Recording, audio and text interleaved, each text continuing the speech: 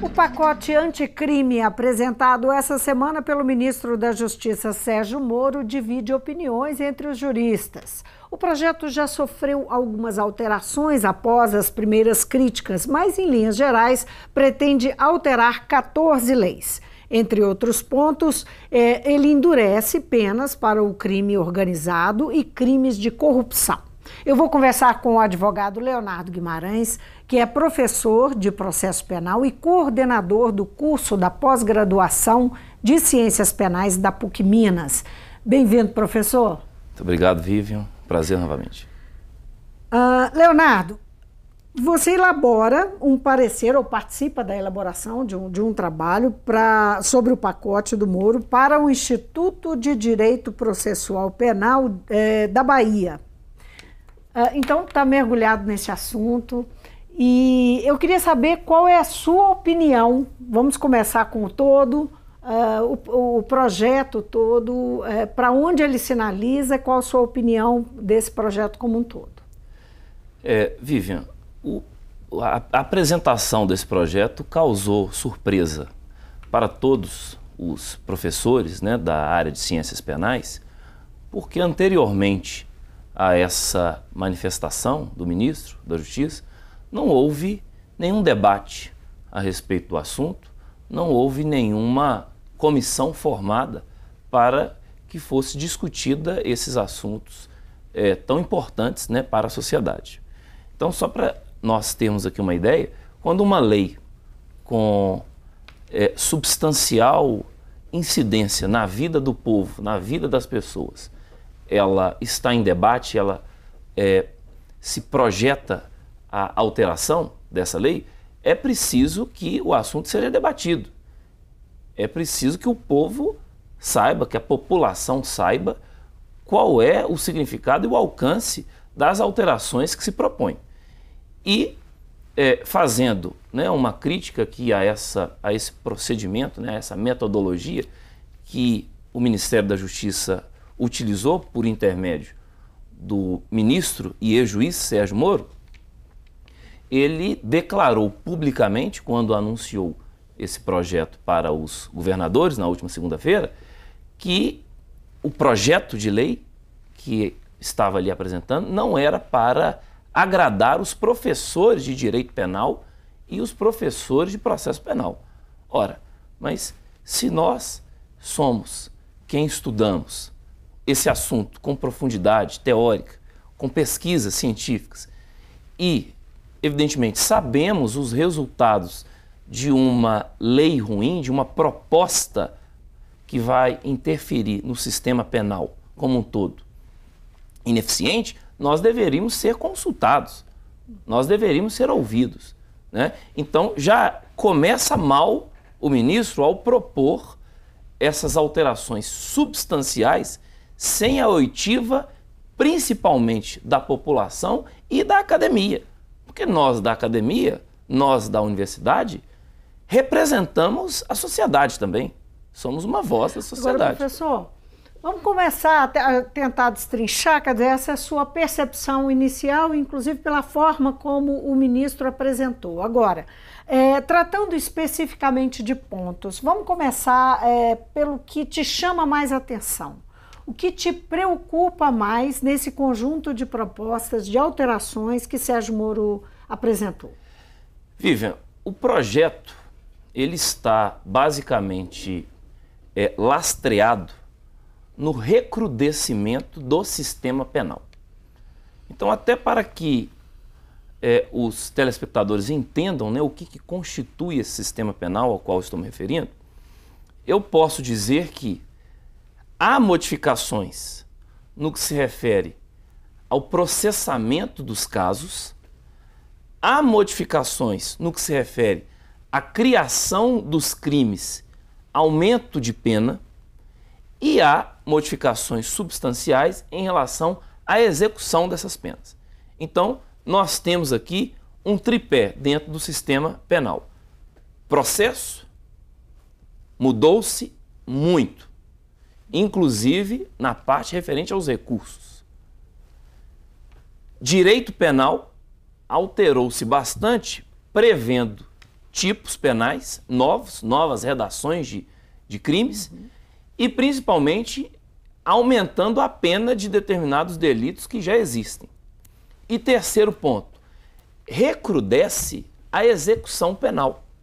Ou seja, na perspectiva que está sendo apresentada pelo Ministério da Justiça, a execução penal tem que ser mais dura. Ele alega, contrariando isso, porque os críticos vieram dizendo o seguinte, que apontando esse problema, que isso vai trazer um volume maior de pessoas presas, esse aumento de pena não vai resolver, aumentar, deixar a pessoa mais tempo na cadeia, não resolve, não socializa, não ressocializa as pessoas, enfim. Há, inclusive, advogados dizendo que o tráfico vai fazer exército de reserva, não é? Para suprir aí a ausência dos aprisionados. Mas a pergunta que se faz é o seguinte, isso pode trazer uma consequência para o sistema prisional, quer dizer, você enxerga esse encarceramento como um grande problema? Sim, esse é um problema, inclusive um problema que nós temos que assumir também a responsabilidade, Vivian. Porque uma lei apresentada com esse formato vai gerar um efeito. Esse efeito, nós já experimentamos esse tipo de remédio para já sabermos que vamos ter esse efeito. Por quê? Qual é o exemplo empírico que eu vou dar para que nós possamos entender que vai gerar um maior número de casos, uma maior quantidade de pessoas na prisão. Nós tivemos a Lei dos Crimes Hediondos aprovada e editada no ano de 1990, tornando hediondos determinados crimes, dentre os quais o homicídio qualificado. Essa lei, originalmente, Vivian, ela previu que, sendo qualificado como hediondo crime, o cumprimento da pena deveria se dar em regime integralmente fechado. Então essa lei, ela é de 90. Ela vigorou nesse formato até 2006. Estudos foram apresentados pela academia e por estudiosos da criminologia, mostrando que poderia ser tributada essa lei o grande encarceramento que se produziu nesse período. Por quê?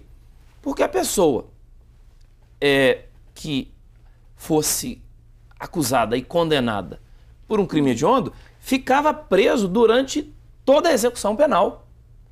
Isso você gera um problema não só de custo para a execução penal, como também um problema de equipar, né, essas organizações que existem dentro dos presídios. Agora, o Moro se defende o projeto dizendo que isso é focado nas grandes lideranças do crime. Que o pacote prevê vai atingir um número pequeno, não vai atingir os soldados do crime. Essa fala tem que ser esclarecida aqui, né? Porque esse projeto, da maneira como foi apresentado, eu vou te dar aqui só 3 exemplos. Ele pode pegar qualquer pessoa, e é isso que a população tem que entender. Primeiro, está se propondo os chamados acordos penais. E aí, pela experiência que eu tenho de conhecimento de outros sistemas jurídicos aqui na América Latina, sempre quando o país adota esse sistema de acordos penais para abreviar a solução do caso, ela tem que estruturar a defesa pública. Por que isso? Porque só tem condições de se ter a isonomia e de se ter uma igualdade dentro de um procedimento, dentro de um processo, ainda que se fale em acordo, se eu tenho isonomia entre as partes, entre a acusação, Ministério Público e entre a defesa. Então, indaga-se, o projeto está propondo a estruturação das defensorias públicas? Não. Segundo ponto. E nós temos aí de se dizer que nós temos uma diferença entre Ministério Público e Defensoria, né? Diferença não só estrutural, né? Porque até pouco tempo atrás alguns estados não tinham Defensoria Pública. Né? Como também... de gente mesmo, sim, de pessoal, sim, de estrutura mesmo. Sim. Bom, segundo ponto, Tribunal do Júri. O projeto propõe que alguém que vá ser julgado por um crime doloso contra a vida, pelo Tribunal do Júri, se for condenado, já saia dali diretamente para a penitenciária, para cumprimento da pena. Ora, mas e o direito ao recurso? Porque o direito ao recurso está previsto na Constituição, está previsto em tratado internacional, que o Brasil é signatário. Porque a pessoa que é julgada, ela pode querer impugnar o julgamento, o procedimento, que às vezes apresenta-se como viciado no Tribunal do Júri. Então, como que você vai permitir que alguém já cumpra a pena se o julgamento pode ser anulado e o processo revisto? E o terceiro ponto, que é sobre a polêmica da chamada execução provisória da pena, quando tribunais de segundo grau examinam um caso e confirmam a sentença condenatória. Mas aí poderia se perguntar, e os recursos para os tribunais superiores? Tanto para o STJ quanto para o Supremo. Esses recursos não terão o condão de suspender o julgamento de acordo com essa proposta. E aí, sobre esse aspecto também, nós vamos ter o maior número de casos, maior número de pessoas presas antecipadamente e, às vezes, quando o seu recurso for julgado, ainda que seja provido, ainda que ela ganhe o recurso, talvez ela já cumpriu a pena. Por quê? Porque se demora muito para julgar os recursos nos tribunais superiores. Então, cadê a proposta do Ministério da Justiça para poder agilizar o julgamento dos casos no judiciário brasileiro? Cadê a proposta do Ministério da Justiça para se poder reconhecer um direito fundamental, que é o direito à duração razoável do processo? Pra vocês terem uma ideia, hoje, em média, um recurso para o Superior Tribunal de Justiça demora mais ou menos uns 5 anos para ele ser admitido e julgado. Então imagine... Seria estabelecer prazos para o funcionamento, inclusive da própria justiça, da própria apreciação do processo, é isso? Além de prazos, Vivian, nós teríamos que simplificar o procedimento e, principalmente, pela experiência que eu vi em outros países, nós teríamos que adotar mais a oralidade do que a forma escrita para os processos, que é, talvez, aí o grande ponto de demora para a solução dos casos. Agora, uma outra crítica é que a questão da prisão após condenação em segunda instância, que está sendo proposta a inclusão no Código de Processo Penal, né? Vai ser julgada agora, 10 de abril, pelo STF. Né? Então, houve aí muita crítica nesse sentido. Qual que é a sua opinião sobre isso? Que é uma questão constitucional que está sendo discutida em nível constitucional. Né? Eu vou apresentar aqui 2 argumentos. Né? Como foi lembrado, o Supremo vai dar a palavra final a respeito da interpretação do princípio da presunção de inocência em abril próximo. Ou seja, o que significa interpretar o que é a presunção de inocência? Porque a Constituição previu que a pessoa inocente, até que a decisão contra ele proferida não caiba recurso. Então, se cabe um recurso para o STJ e para o Supremo, a sentença condenatória não pode ser cumprida, porque a Constituição previu isso. São institutos jurídicos. Ou seja, o Instituto do Trânsito Julgado, o Instituto da Coisa Julgada, o direito ao recurso está previsto na Constituição. Então, esse é o primeiro ponto. Esbarra o projeto de uma maneira... Uma questão polêmica que está lá no Supremo, né? Sim, porque já houve um entendimento exatamente. Em 2009 e agora a expectativa... não é? A polêmica em torno da questão. Né? Sim, esbarra na questão constitucional que depende do posicionamento do Supremo. E só um parêntese em relação ao que o Supremo pode decidir. pode ser que o Supremo decida que a última instância, para fins de cumprimento da pena, seja o Superior Tribunal de Justiça, que é um outro tribunal em Brasília. Pode ser. É uma das teses Sim. que já foi apresentado pelos ministros, né, quando tiveram a oportunidade de examinar esse assunto. Foi defendido pelo Toffoli, né? Exatamente, pelo ministro Gilmar. Enfim, mas o outro ponto, Vivian, é o seguinte: tem casos, e isso o ministro não divulga, né, esses dados, porque existem pesquisas nesse sentido, que a condenação ela é revertida nos tribunais superiores. Então, quem é que vai pagar essa conta? No seguinte sentido: imagine, eu fui condenado em primeira e segunda instância, recorro ao STJ ou ao Supremo Tribunal Federal, mas já inicio o cumprimento da pena, na perspectiva que propõe o Ministério da Justiça. O Supremo me absolve, dizendo que a prova utilizada para o meu julgamento é ilícita. Só que eu fiquei 5 anos preso. Quem é que vai pagar a indenização? Essa é a pergunta do Marco por um Aurélio erro Mello, né? Um dos ministros estatal. do Supremo. Quem é que vai pagar? É o povo. E nós, eu particularmente, eu até posso relatar isso aqui, eu vi o movimento da década de 80 pelo reconhecimento dos direitos. Eu vi as lutas sociais para que os direitos fundamentais fossem introduzidos num texto da República. Ou seja, os direitos estão previstos na Constituição. Agora, todo o pacote, ele inclui aí a questão da corrupção, do combate à corrupção, que é uma bandeira de Sérgio Moro. Ele se tornou uma figura pública, inclusive, por causa disso.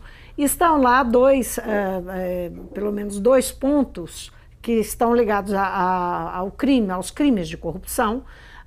Um é a tipificação do Caixa 2 como crime, e o outro é o regime fechado para casos de corrupção com menos de 8 anos de pena. Como é que você enxerga esses pontos, né? As chances que isso tem de passar, considerando aí enfim, o apelo que tem, né? O apelo público, da opinião Vivian, pública. Isso é o que a doutrina, o que os pesquisadores, o que os professores de direito penal chamam de direito penal simbólico. Porque ele não ataca o problema. Ele não altera a estrutura. Ele não faz uma reforma administrativa de tal maneira a permitir que a burocracia não permita esses atos.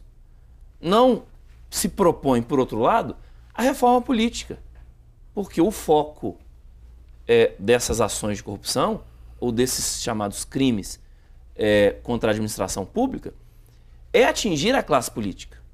E nós temos uma reforma política do sistema político. Então, veja, não adianta nada elevar a pena ou se utilizar desse discurso em que a mera previsão de uma pena alta vai desestimular a prática de condutas consideradas aí como criminosas. Isso não foi exequível em nenhum lugar do mundo. E nós temos exemplos claros disso. Então, vamos pensar, ainda que se coloque um exemplo aqui bem cotidiano, uma pena mínima de 20 anos para quem se envolve em acidente de trânsito e mata alguém, esses casos vão continuar existindo. Porque a mera previsão de uma pena alta não desestimula ninguém. É preciso ir onde? No ponto do problema, no foco. E isso, evidentemente, vai gerar o quê? Mais encarceramento. Enquanto o problema da corrupção não é atingido de uma maneira frontal, na minha opinião. Agora, professor Leonardo, esse modelo que está proposto, não é? Da forma como está proposto, sofreu aí umas pequenas alterações, com a pedido dos governadores, teve uma coisa ou outra, né? E do ministro Celso de Mello também, por conta de forma, né? De projeto e tal. Mas se for mantido como está, se o Congresso aprovar, o que nós podemos esperar, só para a gente finalizar, da segurança pública e da violência, da questão da violência, que são os dois pontos que querem ser, que se pretende, o Ministério da Justiça pretende atacar, não é? Aumentar a segurança e combater a violência. Vivian, a minha percepção é pessimista em relação às áreas da segurança pública e principalmente a redução da violência, que também me preocupa.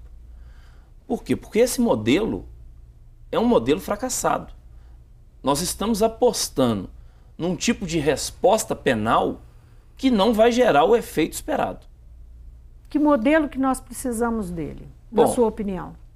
Veja, um exemplo. Dentro dessas mudanças que se propõe, qual é a alteração que se pretende fazer em relação às investigações criminais?